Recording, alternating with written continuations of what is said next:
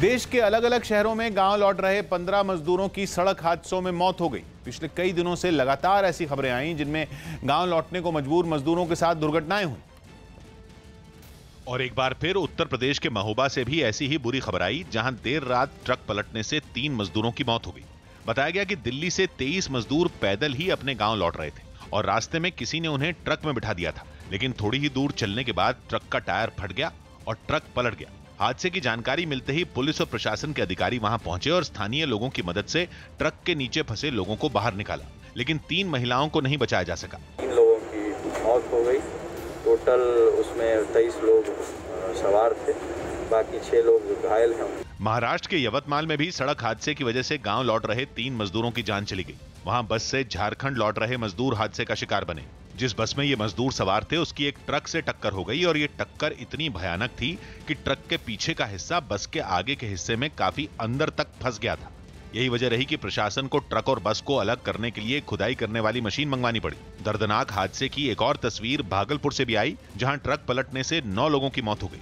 जिस ट्रक में ये मजदूर सवार थे उसमें सरिया रखा था। बताया गया कि साइकिल से गांव लौट रहे मजदूर थककर ट्रक में सवार हुए, लेकिन अचानक ट्रक की बस से टक्कर हो गई और वो पलट गया, जिसकी वजह से मजदूर सरिये के नीचे दब गए। रास्ते में कहीं पर ये लोग ट्रक पर बैठ गए हैं अपने साइकिल के साथ और वो ट्रक एक्सीडेंट हो गई है। यहाँ यूपी के एक कांग्रेस अध्यक्ष को हिरासत में लिए जाने के बाद पार्टी कार्यकर्ता आगरा में पुलिस लाइन के बाहर जमा हो गए।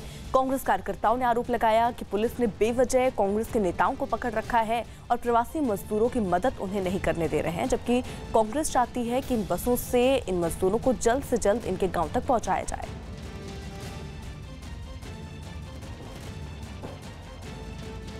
मुचलका भरवा लिया है हम लोगों से और छोड़ दिया, हमको बाहर निकाल दिया है, लेकिन अभी प्रदेश अध्यक्ष जी को नहीं निकाला है और प्रदीप माथुर जी और विवेक बंसल जी को, वो अंदर हैं। तो अभी इसीलिए इंतजार में हम खड़े हुए हैं कि उनको क्यों रोका गया है, अभी कुछ कारण नहीं बताया गया, तो उन्हीं के इंतजार में हम लोग खड़े हैं। कैरिबियन देश हैती में कोरोना वायरस के खतरे के बीच लोगों और सुरक्षा बल के बीच हिंसक झड़प हो गई। गुस्साए लोगों ने राष्ट्रपति जोवेनल मोइस पर कोरोना महामारी से निपटने में नाकाम रहने का आरोप लगाया और सड़कों पर उतरकर हंगामा शुरू कर दिया। इस दौरान पुलिस ने प्रदर्शनकारियों को रोकने की कोशिश की, जिसके बाद वहां बवाल शुरू हो गया। प्रदर्शन कर रहे लोगों ने जगह जगह आगजनी कर रास्ते बंद कर दिए। लोगों को खदेड़ने के लिए पुलिस ने आंसू गैस के गोले दागने शुरू कर दिए। प्रदर्शन कर रहे लोगों ने कोरोना से निपटने में सरकार के पूरी तरह फेल होने का दावा किया। हंगामा बढ़ता देख पुलिस की कई और गाड़ियां वहां पहुंची, जिसके बाद प्रदर्शन कर रहे लोगों को वहां से खदेड़ दिया गया।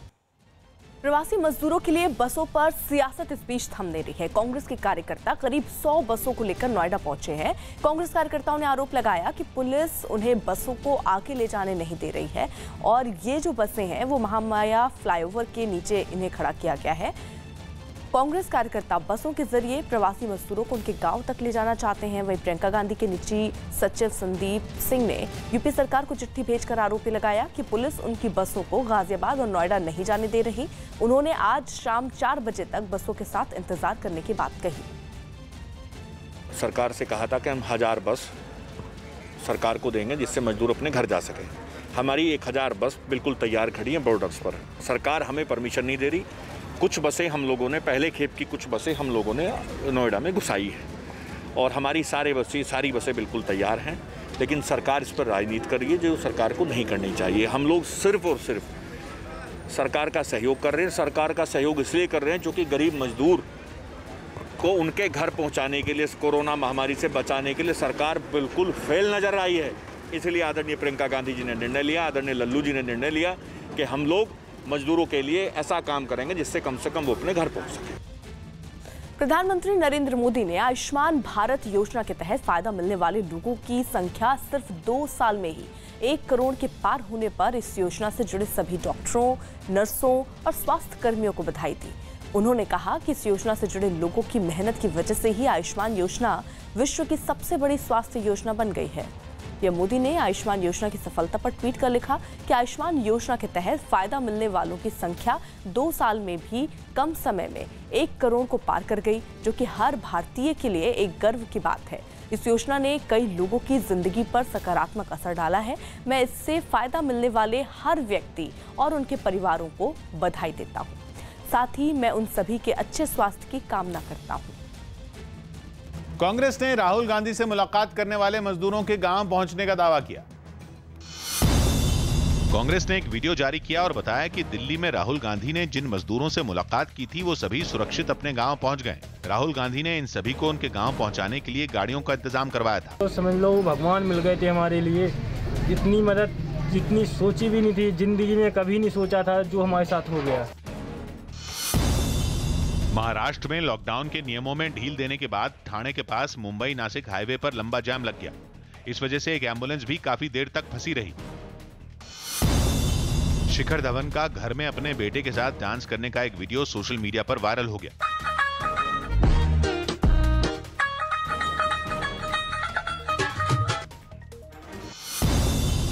दिल्ली में फरवरी में हुई हिंसा के मामले में गिरफ्तार आरोपी शाहरुख की जमानत याचिका पर हाई कोर्ट ने पुलिस से जवाब मांगा, जिस पर 4 जून को सुनवाई होगी। आरोपी शाहरुख पर हिंसा के दौरान एक पुलिस वाले पर पिस्तौल तानने का आरोप लगा था।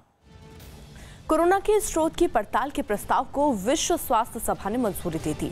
100 से ज्यादा देशों ने कोरोना पर जांच का प्रस्ताव रखा था, जिसे 2 दिन तक चली बैठक में मंजूर कर लिया गया। इसके अलावा बैठक में तय किया गया कि WHO की कोरोना से निपटने में भूमिका की भी जांच होगी। इसके अलावा भारत को WHO एग्जीक्यूटिव बोर्ड का अध्यक्ष बनाया गया है।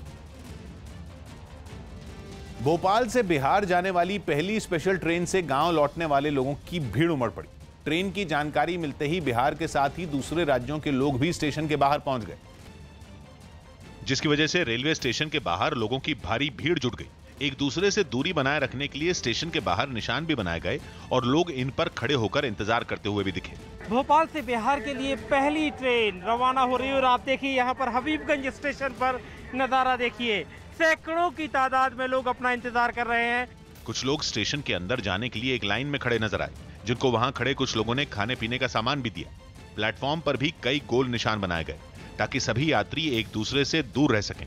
अधिकारियों ने बताया कि भीड़ जुटने की वजह से उन्हें भी काफी मुश्किलों का सामना करना पड़ा। तो कोशिश ये रहती है कि सब लोगों को समय से सूचना हो, लेकिन जिसको घर जाने की जल्दी वो आ ही जाते हैं। तेज धूप में स्टेशन के बाहर घंटों इंतजार करने की वजह से कई महिलाएं और बच्चे परेशान भी दिखे। स्वास्थ्य मंत्रालय ने डेंटल क्लिनिकों के लिए दिशा निर्देश जारी किए। स्वास्थ्य मंत्रालय के मुताबिक कंटेनमेंट जोन में डेंटल क्लिनिक बंद रहेंगे। डॉक्टर सिर्फ मरीजों को फोन पर सलाह दे सकेंगे। स्वास्थ्य मंत्रालय के दिशा निर्देशों में कहा गया कि इलाज के दौरान दांतों के डॉक्टरों का कोरोना का खतरा हो सकता है। हालांकि ग्रीन और ऑरेंज जोन में डेंटल क्लिनिक खोलने की इजाजत है, लेकिन सिर्फ इमरजेंसी वाले मरीजों के लिए। यूपी के झांसी में रेलवे स्टेशन पर खाने के सामान के लिए लूट मच गई। श्रमिक एक्सप्रेस ट्रेन में बैठे मजदूरों की नजर खाने के सामान पर पड़ गई और ट्रेन तक पहुंचने से पहले ही कुछ मजदूर सामान पर टूट पड़े। जिस वक्त ये लूट शुरू हुई उस वक्त स्टेशन पर कोई रेलवे पुलिस का जवान नहीं दिखा। महज 20 सेकंड में करीब 100 लोगों के खाने के पैकेट साफ हो गए। चिप्स से भरे बड़े बड़े कार्टन एक रेडी पर रखकर प्लेटफॉर्म पर लाए गए और ट्रेन तक पहुंचने से पहले ही चिप्स की लूट शुरू हो गई। महज 4 लोगों ने चिप्स के पैकेटों की पूरी लड़ी उठाकर दौड़ना शुरू कर दिया। कुछ पलों की देरी से कुछ लोग दौड़ते हुए चिप्स उठाने पहुंचे, लेकिन खाली हाथ रह गए। रेलवे पुलिस का एक जवान हालात काबू करने के लिए दौड़ता हुआ पहुंचा, जिसने कुछ लोगों पर डंडा चलाकर भीड़ को हटाया। हालांकि ज्यादातर लोग तब तक चिप्स के पैकेट लेकर वापस ट्रेन में सवार हो चुके थे। उत्तर प्रदेश में एक दिन में कोरोना के सबसे ज्यादा 323 मरीज मिले, जिसके बाद राज्य में कोरोना के मरीजों का आंकड़ा बढ़कर 4926 हो गया। जबकि यूपी में कोरोना से अब तक 135 मरीजों की मौत हुई है और यही नहीं, कोरोना के 2918 मरीज ठीक भी हुए हैं। दफ्तरों में कामकाज पर केंद्रीय स्वास्थ्य मंत्रालय ने कुछ अहम दिशा निर्देश जारी किए, जिनका पालन देश के सभी राज्यों में करना जरूरी होगा। जिनके तहत किसी भी दफ्तर में 2 कर्मचारियों के बीच कम से कम 1 मीटर की दूरी जरूरी होगी। इसके अलावा हर वक्त कर्मचारियों के लिए मास्क या कपड़े से मुंह को ढकना जरूरी होगा। साबुन या हैंड सैनिटाइजर से लोगों को थोड़ी देर में हाथ साफ करने होंगे। इसके अलावा बीमार होने पर इसकी जानकारी जिले के प्रशासन को देनी जरूरी होगी। किसी एक कर्मचारी के कोरोना पॉजिटिव होने की सूरत में बिल्डिंग के उस हिस्से को केमिकल से साफ करना होगा जहां कर्मचारी काम कर रहा था। लेकिन अगर कई कर्मचारी कोरोना पॉजिटिव मिलते हैं तो 48 घंटे के लिए बिल्डिंग को सील करना जरूरी होगा। महाराष्ट्र में पिछले 24 घंटों में कोरोना के 2127 नए मरीज आने के बाद आंकड़ा बढ़कर 37,136 हो गया। महाराष्ट्र में 24 घंटे में कोरोना से 76 मरीजों की मौत भी हुई। मुंबई में ही 24 घंटे में कोरोना से 43 मरीजों की मौत हुई। यही नहीं, मुंबई में कोरोना के कुल मामले 22,786 हो गए। अफ्रीका के देश सोमालिया में आई जबरदस्त बाढ़ की वजह से 24 से ज्यादा लोगों की मौत हो गई। लगातार हुई भारी बारिश की वजह से मध्य सोमालिया के इलाके बाढ़ की चपेट में आ गए और पहले ही कोरोना से जूझ रहे लोगों के सामने एक नया खतरा पैदा हो गया। बाढ़ का पानी रिहायशी इलाकों के अंदर घुस गया, जिसकी वजह से लोग अपना घर छोड़ने को मजबूर हो गए। सड़कों पर भी कई फीट पानी भर गया। कमर तक पानी में डूबे लोग किसी तरह सुरक्षित ठिकाने की तरफ बढ़ते नजर आए। इलाके में बहने वाली नदी के उफान पर आने से हालात और बिगड़ गए। कई जगहों पर तेज बहाव के सामने टिकना भी मुश्किल हो गया।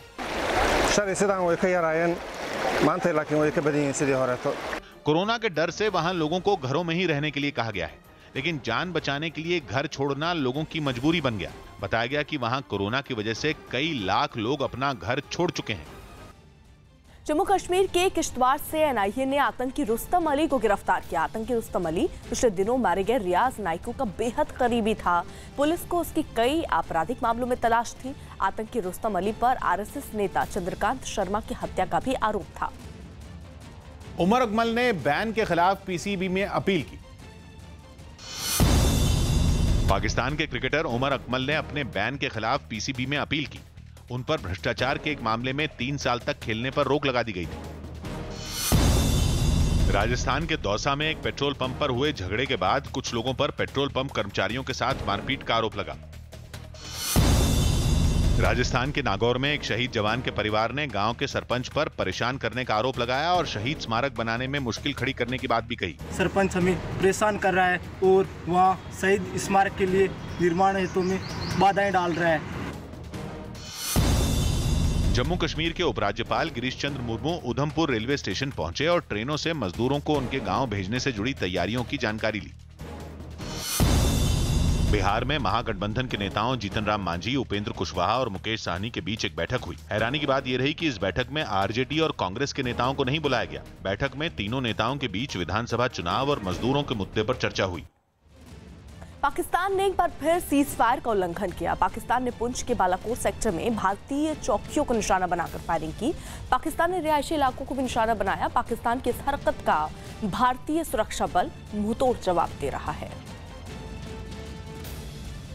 मुंबई के छत्रपति शिवाजी महाराज टर्मिनस स्टेशन पर ट्रेन पकड़ने के लिए लोगों की लंबी कतारें लग गई। स्टेशन के बाहर जुटे ये लोग यूपी और बिहार के रहने वाले हैं, जो घर लौटने की उम्मीद में लंबी लंबी लाइनों में खड़े दिखाई दिए। इनमें महिलाएं और बच्चे भी शामिल थे। स्टेशन के गेट के दोनों तरफ जहां तक नजर गई, दूर दूर तक सिर्फ कंधों पर बैग लादे लोगों की कतारें नजर आईं। इस समय हम मुंबई के सेंट्रल रेलवे के सीएसटी स्टेशन के बाहर खड़े हैं और आप देख सकते हैं कि बड़ी संख्या में जो मजदूर और जो माइग्रेंट्स हैं वो यूपी और बिहार की ट्रेनें पकड़ने के लिए घंटों इंतजार कर रहे हैं। लॉकडाउन की वजह से पिछले कई महीनों से परेशान इन लोगों में किसी तरह घर जाने की बेचैनी दिखी। कई लोगों ने तो लॉकडाउन के बाद भी रोजगार के लिए वापस मुंबई आने से इनकार कर दिया। यहाँ पे ना तो पैसे हैं ना तो कुछ गांव जाने के लिए हम लोग बहुत परेशान हैं सर। तो वापस आओगे फिर से काम चालू होगा? तो नहीं आएंगे। लेकिन कुछ लोगों ने हालात सामान्य होने के बाद फिर से मुंबई का रुख करने की उम्मीद जताई। क्या करते हैं आप यहाँ पे?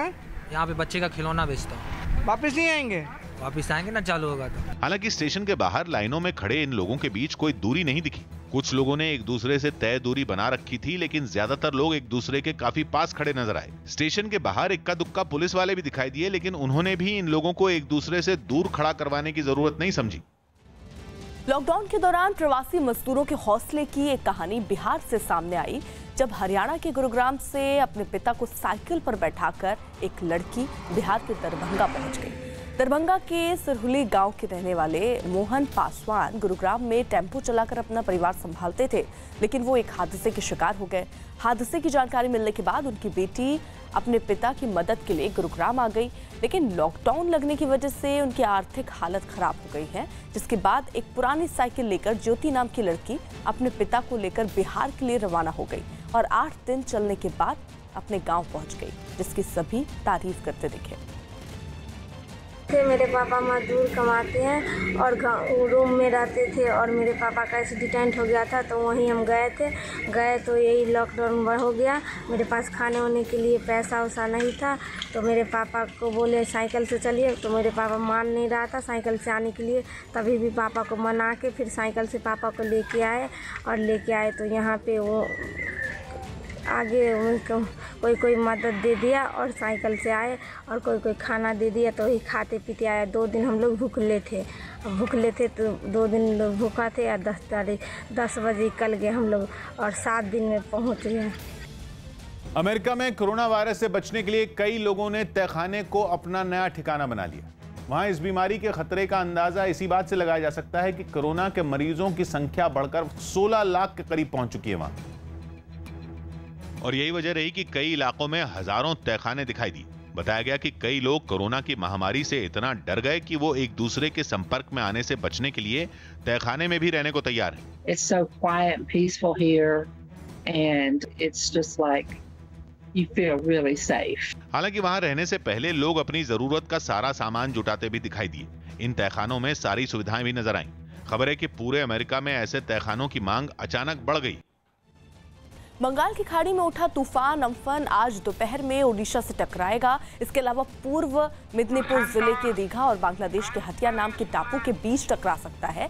जिस वक्त ये तूफान टकराएगा हवाओं की रफ्तार 185 किलोमीटर प्रति घंटे की हो सकती है, जिसको लेकर ओडिशा और बंगाल के कई जिलों को हाई अलर्ट पर रखा गया। हालांकि ओडिशा में कई जगहों पर बारिश अभी हो रही है और कई जगह पेड़ भी गिर रहे हैं। समंदर में उठ रही तेज लहरें किनारों से पूरी तेज रफ्तार से टकरा रही हैं। तूफान से निपटने के लिए एनडीआरएफ की 41 टीमों को तैनात किया गया है, जिन्होंने समंदर के किनारे रहने वाले कई लोगों को सुरक्षित जगहों पर पहुंचा दिया। प्रशासन के लिए सबसे बड़ी चुनौती लोगों को तट के इलाके से हटाना है।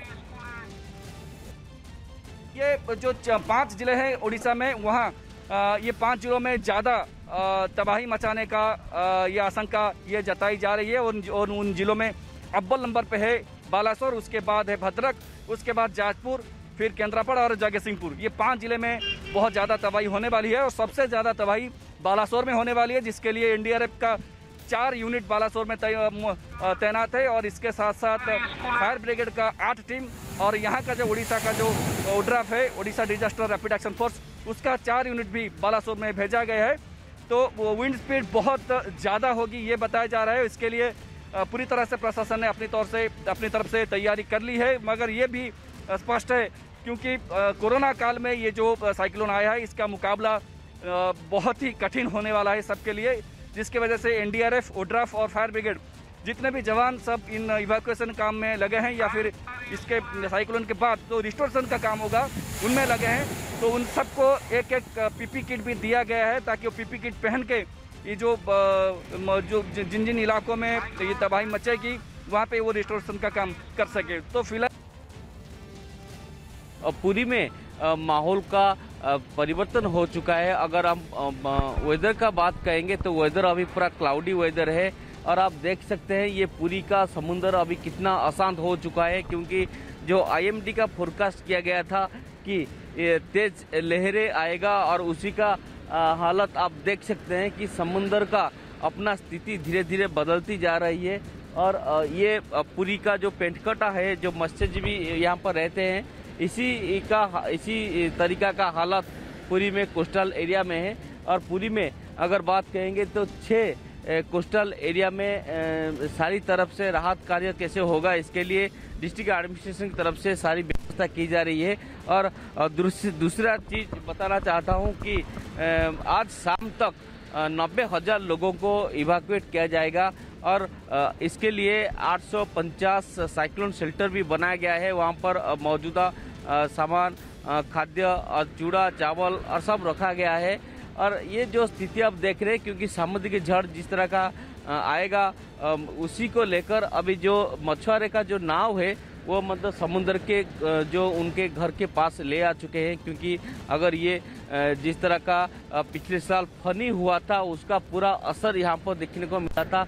अभी भी आप देख सकते हैं ये जो घर अभी भी टूटा हुआ है, क्योंकि फनी में इस तरह का हालत हुआ था। और जिस तरह का आप स्काई को देख रहे हैं कि पूरा क्लाउडी वेदर ये आज सुबह से हुआ है, बीच बीच में बारिश भी हो रही है।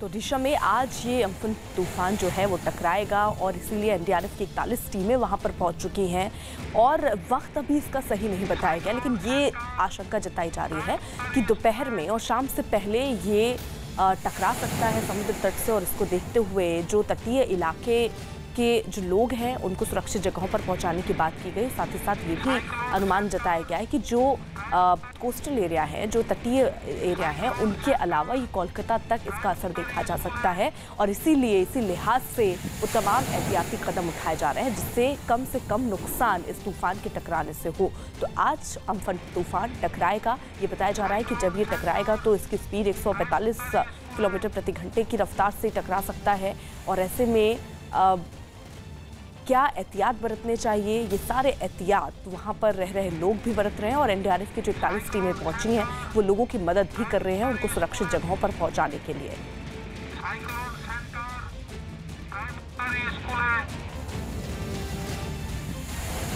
तो दिशा में आज ये अम्फन तूफान जो है वो टकराएगा और इसको लेकर तमाम तैयारियां एहतियात पहले से ही कर लिए गए हैं। टीमें वहां पर पहुंच चुकी हैं और साथ ही साथ अमित शाह ने भी ममता बनर्जी को चिट्ठी लिखी थी और ये कहा था कि इस आपदा अगर आती है तो इससे निपटने के लिए जो भी सहायता चाहिए केंद्र वो देने को तैयार है। ये 4 तस्वीरें आपके सामने बालेश्वर, केंद्रपाड़ा, भद्रक और पारादीप की, जहां पर अभी से देखिए उसका असर दिखना शुरू हो गया है। जो तूफान ये कहा जा रहा है कुछ ही घंटों में तट से टकराएगा, उसको लेकर कई जगहों पर तेज हवाएं चल रही हैं, कई जगहों पर बारिश हो रही है, यानी उसका असर जो है वो अब दिखना भी शुरू हो गया है। आशिका हमारे साथ, हमारे सहयोगी इस वक्त जुड़ चुके हैं। आशिका, हम इन 4 तस्वीरों में देख रहे हैं और आप जिस तरीके से वहां नजर आ रही है कि बारिश वहां पर होनी शुरू हो गई है, यानी तूफान से पहले का असर अब साफ दिखने लग गया है।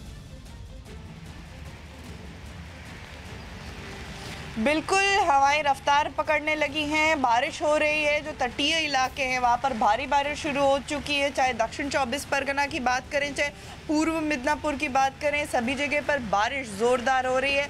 हवाएं रफ्तार पकड़ रही हैं। आज दोपहर तक जब ये तूफ़ान यहाँ पर लैंडफॉल इसका होगा, जब ज़मीन से टकराएगा, तब जो हवाएं हैं वो 165 से लेकर के 175 किलोमीटर प्रति घंटे की रफ्तार तक हवाएं बहेंगी और विशेष तौर पर जो तटीय इलाके हैं राज्य के वो खाली करा लिए गए हैं। लगभग 3 लाख लोगों को उनके घरों से निकाल करके सुरक्षित जगहों पर ले जाया गया है। अर्पिता, आशिका, जिस तरीके से अभी ये कहा जा रहा था, क्योंकि एग्जैक्ट वक्त यानी टाइम इसका क्या होगा वो जानकारी नहीं थी, क्या अभी क्लियर हुआ? क्योंकि ये कहा जा रहा था कि दोपहर के बाद और शाम से पहले ये जो तूफान है वो टकरा सकता है तट से।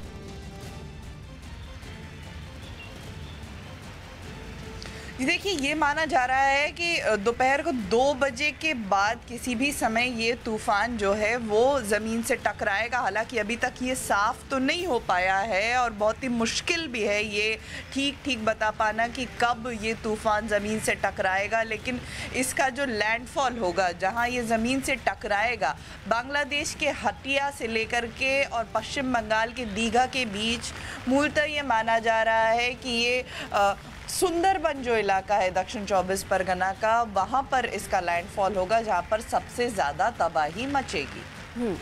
और आशिका, ये भी जानकारी मिल रही थी कि कुछ ऐसे जगह चिन्हित किए गए हैं जिनको एहतियाती वहाँ पर कदम उठाए जा रहे हैं, क्योंकि उसका असर ये बताया जा रहा है कि वहाँ तक पड़ सकता है और उसमें कोलकाता भी शामिल है। आशिका, बिल्कुल, कोलकाता में भी 130 किलोमीटर की रफ्तार तक हवाएं बहेंगी। अभी भी आप देख सकती हैं कि मेरे लिए ये छाता पकड़ना भी मुश्किल हो रहा है। और यहाँ की तस्वीरें मैं आपको दिखा दूँ। मैं गंगा के किनारे खड़ी हूँ और हवाएं तेज़ हो रही हैं। बारिश अभी भी काफ़ी तेज़ होने लगी है, रह कर मूसलाधार बारिश भी हो रही है। बारिश लगातार बनी है यहाँ से लेकर के तटीय इलाकों तक। कोलकाता भी पर असर होगा, हुगली पर असर होगा, हावड़ा पर असर होगा और सबसे ज़्यादा जो जिले जो अफेक्टेड होंगे इससे वो हैं दक्षिण 24 परगना, उत्तर 24 परगना और पूर्व मिदनापुर, जहां पर सबसे ज़्यादा तेज़ हवाएं बहेंगी, लहरें बहुत ऊंची ऊंची उठेंगी और मौसम विभाग का ये अनुमान है कि खेत में वहां पर जो भी फसल वगैरह होगी उनको भारी नुकसान होगा। कच्चे मकान जो हैं वो नहीं झेल पाएंगे हवाओं के वेग को, साथ ही कुछ पक्के मकान जो हैं, जो पुराने मकान हैं, उनको भी नुकसान हो सकता है। अर्पिता, बिल्कुल, यानी जिस तरीके से आश्रिका बता रही हैं कि 2 बजे के बाद कभी भी ये जो तूफान है वो तट से टकरा सकता है और उसको देखते हुए आप अगर तस्वीरों को देखेंगे तो अभी कई जगहों पर बारिश होनी शुरू हो गई है। तेज़ हवाएं अभी से लोग वहां महसूस कर रहे हैं। आशिका जहां पर मौजूद थी वहां पर भी आप देख रहे थे तेज़ हवाएं चलनी शुरू हो गई हैं। देश में कोरोना के मरीजों की संख्या बढ़कर 1,06,750 अब पहुंच चुकी है। पिछले 24 घंटे में कोरोना के रिकॉर्ड 5,611 मरीज सामने आए, जो 24 घंटे में मरीजों की अब तक के सबसे ज्यादा संख्या है। वहीं 24 घंटे में कोरोना के 143 मरीजों की मौत के साथ ही कोरोना की वजह से हुई मौत का आंकड़ा 3300 को पार कर चुका है। एक दिन में कोरोना के 3,124 मरीज ठीक हुए। कोरोना के 42,298 मरीज अब तक टोटल ठीक हो चुके हैं, जो स्वस्थ होकर अपने घर जा चुके हैं। लेकिन चिंता यहाँ इस बात की ज़्यादा दिख रही है क्योंकि अगर हम पिछले 24 घंटों में मरीजों की तादाद देखें तो वो बढ़ी है और अब ये आंकड़ा 5,000 के ऊपर पहुंच गया है। और मरने वालों का अगर हम आंकड़ा देखें 24 घंटे में कोरोना की वजह से तो ये 140 मरीजों की मौत कोरोना की वजह से हुई है। मध्य प्रदेश के गांव में लौटे मजदूर मनरेगा में काम मिलने से बेहद खुश नजर आए। लॉकडाउन में महाराष्ट्र से मध्य प्रदेश लौटे मजदूर लंबे समय से आर्थिक तंगी झेल रहे थे, जिनको मनरेगा के तहत तालाब खोदने का काम दिया गया। महाराष्ट्र से लौटे 15 मजदूरों में महिलाएं भी शामिल थी, जो खुदाई करती और मिट्टी ढोती दिखी। इस दौरान मजदूरों ने मास्क तो लगाया ही, साथ ही एक दूसरे से जरूरी दूरी भी बनाए रखी।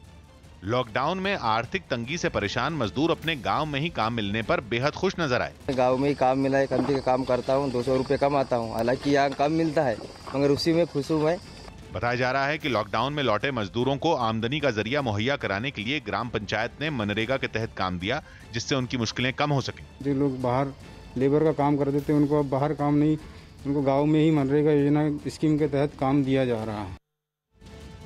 बिहार के समस्तीपुर के क्वारंटीन सेंटर में आयोजित डांस कार्यक्रम का वीडियो वायरल हो गया। बताया गया कि ये कार्यक्रम एक दिन पहले रात में आयोजित किया गया था और अगले ही दिन इसका वीडियो वायरल हो गया, जिसमें एक स्कूल में बने क्वारंटीन सेंटर में कुछ महिलाएं डांस करती नजर आईं। वीडियो रात का था, इसलिए आसपास मौजूद लोगों की तस्वीरें बहुत साफ नहीं दिखी।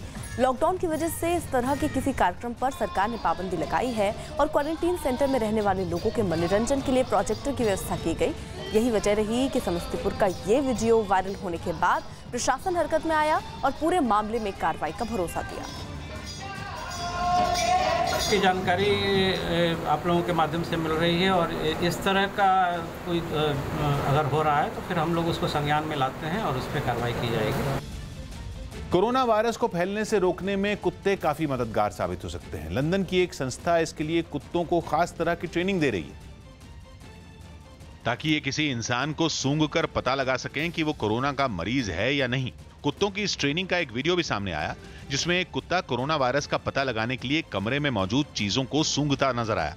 इन कुत्तों को लोगों के पसीने के जरिए कोरोना वायरस को पहचानने की ट्रेनिंग दी जा रही है, जिसमें वो काफी हद तक कामयाब भी हुए हैं। Des gens, que ce soit des gens positifs au Covid ou négatifs, puisqu'il nous faut les deux. दावा किया गया कि कुछ दिन की ट्रेनिंग के बाद इन कुत्तों को कोरोना वायरस की पहचान के लिए तैनात किया जा सकेगा। And we think that dogs can play a really great role here if we can show that they can discriminate with high accuracy whether people have COVID-19 or not. Cricketer Hanuma Vihari ने अपनी पत्नी के साथ एक तस्वीर शेयर की। Team India के cricketer Hanuma Vihari ने शादी की सालगिरह पर अपनी पत्नी के साथ एक तस्वीर सोशल मीडिया पर शेयर की। दिल्ली में लॉकडाउन के नियमों में ढील के बाद सड़कों पर भारी भीड़ दिखाई दी। साथ ही कई लोगों को बसें न मिलने पर परिवहन मंत्री कैलाश गहलोत ने निजी बसें चलाने के संकेत दिए। जो भी जरूरी कदम होंगे 1-2 दिन में चीजें सेटल हो जाएंगी एंड इफ रिक्वायर्ड तो हम प्राइवेट ऑपरेटर्स को भी ओपन करेंगे। इटली में 14 दिन तक घर में ही क्वारंटीन रहे यूवेंटस के फुटबॉलर क्रिस्टियानो रोनाल्डो ने अपनी मेडिकल जांच करवाई। वो इटली की फुटबॉल लीग सेरिए आ के लिए होने वाली ट्रेनिंग में हिस्सा लेने पुर्तगाल से इटली पहुंचे हुए हैं। महाराष्ट्र के पुणे से एक डॉक्टर कार चलाकर कोलकाता ड्यूटी करने के लिए पहुंच गया। ये डॉक्टर इंटर्नशिप करने के लिए पुणे गया था, लेकिन जब उसे कोरोना वायरस की वजह से डॉक्टरों की कमी की जानकारी मिली तो वो फिर कोलकाता चला गया। बंगाल में मैं देख रहा था कि बहुत डॉक्टर्स इन्फेक्ट हो रहे हैं, बहुत लोग इन्फेक्ट हो रहे हैं एंड मेरे को लगा यही टाइम है, बहुत हॉस्पिटल्स बंद हो रहे हैं, मैं न्यूज़ में देख रहा था, तो इसीलिए मैंने SSK में अप्लाई किया। यूपी के हाथरस में मुस्लिम समुदाय के कुछ लोगों ने एक थाना प्रभारी को चांदी का मुकुट पहनाया और कोरोना वायरस के खतरे के बीच ड्यूटी पर तैनात पुलिस वालों का हौसला बढ़ाया। मध्य प्रदेश के अलीराजपुर में एक वायरल वीडियो में पुलिस कुछ लोगों को सजा देती नजर आई। बताया जा रहा है कि लॉकडाउन में पार्टी करने के आरोप में पुलिस ने लोगों को सजा दी और कुछ लोगों को सड़क पर बैठाकर कान पकड़कर चलाया गया। इस वीडियो में लोगों के साथ पुलिस की गाड़ी भी चलती दिखी। इस वीडियो में पुलिस ने चेतावनी भी दी कि लॉकडाउन का पालन न करने वालों को ऐसे ही सजा दी जाएगी। वीडियो के सामने आने पर पुलिस ने जांच के आदेश दिए। आज की ताजा खबर में इतना ही।